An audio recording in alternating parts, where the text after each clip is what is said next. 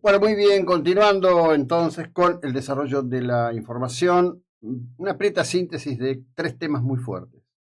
Primer tema, enormes incendios en Israel que llevaron a requerir a Chipre, entre otras naciones mediterráneas, ayuda. Los incendios han sido controlados, se denuncia que estos incendios han sido provocados como una acción de terrorismo, obviamente atribuida a palestinos, probablemente personas de a pie meramente que fueron, advirtieron que había condiciones climáticas propicias, obligó a evacuar 82.000 personas y puso en riesgo localidades muy próximas a Jerusalén. En definitiva, para esta hora de hoy esto está controlado. El otro tema, vuelve a darse una situación terrible y crucial, como ya ocurrió hace 2 semanas, donde grupos que responden directa o indirectamente al nuevo gobierno sirio están atacando aldeas drusas y cristianas. Los drusos que están enlistados en las fuerzas de defensa de Israel están pidiéndole a los gritos, literalmente, al gobierno de Israel que intervenga. Caso contrario, dicen, van a cruzar la frontera por las suyas para ir a defender a sus hermanos. Israel contestó atacando con aviación a un edificio muy próximo a la sede del gobierno de Damasco, como una suerte de advertencia. La situación está en desarrollo y conlleva un gran riesgo. Y el otro riesgo que no cede es el enfrentamiento entre la India y Pakistán. Esa es una cosa que no cede. En el día de ayer, aviones franceses Rafael, que forman parte de la dotación habitual de la Fuerza Aérea de la India, sobrevolaban el área y fueron confrontados por aviones, fíjate vos, ¿no? F-16 norteamericanos pakistaníes. Hay que recordar que ambas naciones tienen poder nuclear de carácter concreto. Pareciera que hay como una especie de decisión absurda de ir a buscar la muerte. Todo empieza con un atentado de un grupo extremista en la región de Cachemira. Son tres situaciones en el plano internacional realmente muy tensas y muy graves, con derivaciones que pueden llegar a ser absolutamente impactantes. Pero quiero venir a esto que ha pasado en las últimas horas. El presidente Javier Milei padece de la misma situación emocional. Tienen un punto de contacto ahí, de la que padecía el expresidente Alberto Fernández. Sí, Milei es un hombre que no bebe, es un hombre que, hasta donde todo se entiende, no consume drogas, no consume cocaína, no fuma marihuana, no lleva mujeres interesadas en tener intimidad con él, ni a Olivos ni a la Casa Rosada. Pero ambos dos padecen de lo mismo, ¿no? No pueden tener los dedos quietos y tuitean desaforadamente. Como tuiteaba Alberto, tuitea Milei. En la cuestión que tiene que ver con el viaje a Roma por la muerte de Jorge Bergoglio, se armó un tole-tole importante. ¿Por qué? Bueno, primero por el cuestionamiento de que la comitiva viajaba, llegaba tarde. Es decir, efectivamente, al momento del cierre del féretro, la comitiva argentina no estaba. Sí estuvo en primera fila, como corresponde, por el hecho de ser Jorge Bergoglio argentino, ubicados allí al momento en que se iniciaba el traslado, en fin, todo lo demás. Eso dio un espacio. El presidente trató a Paulino Rodríguez de Pautino Rodríguez. Paulino estuvo muy bien en la respuesta que dio. Y genera además otro tipo de situaciones, porque sobre esa cuestión se monta toda la operatoria kirchnerista. En particular, se armó un barullo importante, dado que como parte de esa comitiva fue integrada por la ministra Sandra Petovelo. Cuando retorna la comitiva, Brancatelli tuitea diciendo que Petovelo se había quedado en Roma de vacaciones y que no había vuelto con la comitiva. En rigor, Petovelo llega y se interna porque tenía que hacerse una operación. No se sabe qué operación, pero tenía que hacerse una operación. A partir de esto es que el presidente Milei tuitea y dice que la gente no odia lo suficientemente a los periodistas. Una de sus principales espadas tuiteras, el señor este que se conoce por el acrónimo de Gordo Dan, dice: Javier, ¿no sería posible encarcelar a algún periodista? ¿Qué jugaron con esto? Jugaron con algo que pasó al inicio del gobierno de Alfonsín, donde por un decreto de Alfonsín efectivamente se detuvo a una cantidad de personas a las cuales se acusó de estar complotadas para llevar adelante un intento de golpe de Estado. Entre esos había varios periodistas, efectivamente. Estuvo detenido, ¿cómo se llama? Fraga. Bueno, el politólogo, Rosendo Fraga. Estuvo detenido Rosendo Fraga. Entre los que detuvieran 12, entre los 12 estaba Rosendo Fraga. Esto, nada, en días, digamos, nada. Hay que. Yo no voy a justificar nada, pero en un momento salíamos del proceso, había una gran estructura operativa de los sectores de inteligencia y todo. No tiene comparativo.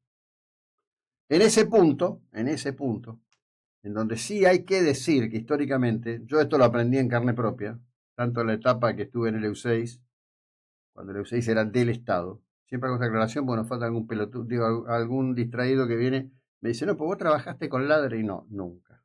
Era del Estado, hasta que Menem se la regaló. Y después la experiencia en ATC. En general, hay excepciones. La dirigencia política habla de libertad de expresión, pero en realidad lo que quiere es un servicio de prensa que lo tenga contento y conforme. No es el rol del periodismo. Después viene la distinción. Digo, ¿estamos actuando de buena fe? ¿Estamos diciendo de buena fe? ¿O estamos utilizando este lugar y este rol para mentir, para engañar, para dirigir, para esto y para esto? En esta era de instantaneidad, hay gente que actúa y actúa muy mal. Eso está claro, está clarísimo que hay gente que lo hace y que actúa muy mal. La herramienta fabulosa es que, primero, no hay límites para contestar. Piensen ustedes antes de la era de las redes, que tanto incomodan a muchos, que aparecen en muchos países legislaciones o intentos de legislaciones para contener, reducir, controlar lo que circula en las redes. Imaginen ustedes que estamos en 1984. Comienza el gobierno de Alfonsín, recuperamos la democracia, fuimos a votar, nos emocionamos, nos dolemos cada día con las revelaciones al respecto de lo que ocurrió en las mazmorras del proceso. En la Plaza de Mayo, Eve de Bonafini reclama aparición con vida y castigo a los culpables. Raúl Alfonsín la llama viejas locas de Plaza de Mayo. Digamos, la instancia mayor de justicia militar del país dice que la cuestión al respecto de las responsabilidades en la política de noche y niebla no puede ser juzgada porque fueron acciones militares en el contexto de una guerra con organizaciones guerrilleras criminales internacionales. Alfonsín toma una decisión y dice: bueno, mando esto a la justicia, les di la oportunidad, vamos por el juicio a la Junta. No había un día, no había una hora, no había un momento en que alguien no estuviera diciendo que se venía un golpe de Estado, que los militares no iban a permitir el juzgamiento, que el juicio no se iba a poder hacer. Todo eso hay que haberlo vivido y haberlo sentido en el cuerpo, porque si no, hasta a mí que estuve ahí, cuesta explicarlo. En ese contexto se produce la acción que lleva adelante Alfonsín, que estuvo errada, que no era correcta, que no debía hacerse de esa manera y que la justicia le dijo: mire, señor, la verdad que no. Hasta acá no. Pero Alfonsín no tenía mejor opinión de los medios que la que tiene Milei. Lo que hacía era manejarse de otra manera. Pero volvamos a ese momento. Estamos en 1984. Alguno de ustedes, cualquiera de ustedes, advierte que quiere hacer saber algo que el poder político del momento, la circunstancia del momento, no permite o no hace que la dirigencia política se interese. Entonces, se sientan en la Remington, en la máquina de escribir, escriben, revisan que no tenga faltas de ortografía. Hubo una época en que no tener falta de ortografía era importante. Y la lleva hasta la avenida Champagnat, a donde está el diario La Capital. La deja, la entrega a una persona, Supongamos que había un buzón, se deja la carta. Después viene un empleado que ocupa el lugar de secretario de redacción, toma la carta, la lee. Si es un tema baladí, un pozo, una falta de luz, una plaza que no le cortan el pasto, se publica. Pero supongamos que esa misma carta afecta alguna cuestión del interés político del momento. En ese momento el intendente era Ángel Roy. Entonces la carta va a ser entregada, esa carta va a ser entregada a alguien que está más arriba en la instancia de conducción. En aquel momento el que estaba más arriba era Beto Devoto, el cual va a mirar la carta, va a hacer una lectura, digamos, política de la carta. En ese momento todavía no, pero un tiempito después es probable que lo dejara a un costado hasta el día en que Ladrey aparecía por allí y le decía, bueno, mire, tenemos esto, tenemos esto, tenemos esto, ¿usted qué opina? Y el tipo decía, esta sí, esta no. Como le dijo una vez a un conocido, bueno, mira, te vamos a publicar todo lo que escribas. Bueno, va, te vamos a publicar lo bueno y lo regular, lo malo no. Bueno, hoy eso no ocurre. Y esto es lo que tiene muy alterado a todos. Y esta es la alteración en la que no debería estar metido el presidente. De ahí a que alguien crea que es jocundioso, disruptivo, titular que el presidente tuvo un brote. Me parece que están queriendo jugar un juego demasiado peligroso. Ya no son el Clarín de la década del 80. Ese Clarín al que, según cuentan, a mí me lo contó un periodista que estuvo muy vinculado a Alfonsín, sobre el último tramo de su gobierno, cuando ya Menem había ganado, Alfonsín lo único que quería era entregar el bastón de mando y la banda presidencial el 10 de diciembre.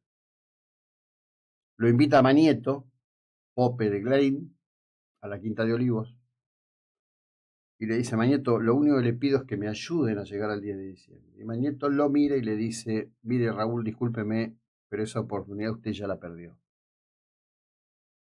Esto ha circulado en el boca a boca de la política durante décadas y llevó a la famosa afirmación de que nadie aguanta 3 tapas de Clarín. Bueno, alguien debería avisarle a los muchachos en Clarín que esa época ya pasó. Ya continuamos. ¿Conocés Credit City? Te cuento. Es un producto de AutoCity que lo que te permite